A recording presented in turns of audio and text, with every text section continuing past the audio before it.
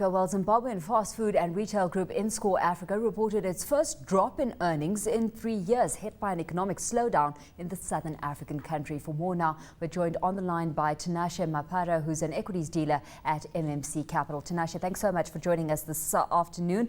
Let's go through some of the headline numbers here, because we've seen the company saying today that its basic earnings per share totaled 3.7 cents in the 6 months to December, and that down from 4.17 cents a year earlier. Market reaction to the numbers today?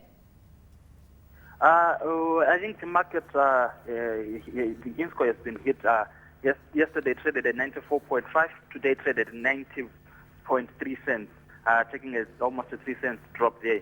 But we must take note that last year's earnings had a non-recurring item, which was profit realized from the sale of national foods of about 5 million. So adjusting that into the figures, we'll see that the adjusted profit before tax will be up about 9.4%, and headline earnings will be also up 3.6 to 3.68, up 18.6%. So that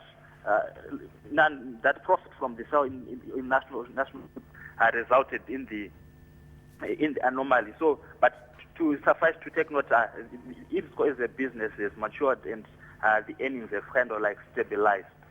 With that being the case, Tinashe, what's your view on the stock right now, given the fundamental backdrop within which it operates on from an economic perspective? I think the scope is still there.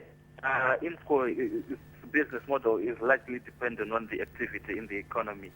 We foresee the status quo in the economy to prevail.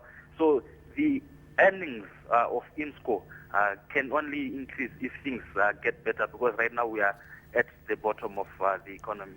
Of course, we can't expect the company to wait until things turn. So let's take a closer look at what it's doing in the interim, Tinashe, in terms of trying to get a handle on cost efficiencies, for example, to help it better weather the storm. I think right now, I think they've identified their key drivers on the fast food industry. Bakers Inn, which is one of their cash cows, they've increased capacity in their baking lines by 50,000 to 560,000 loaves a day. By 2014, early 2014, they intend to increase it by another 80,000. They are also introducing another brand, which is Fish Inn, which is scheduled to be launched this coming April. So they are trying to increase their brands, increase their coverage, as well as contain their costs so that they remain competitive in the environment. Let's leave it there, Tinashe. Thanks so much for having joined.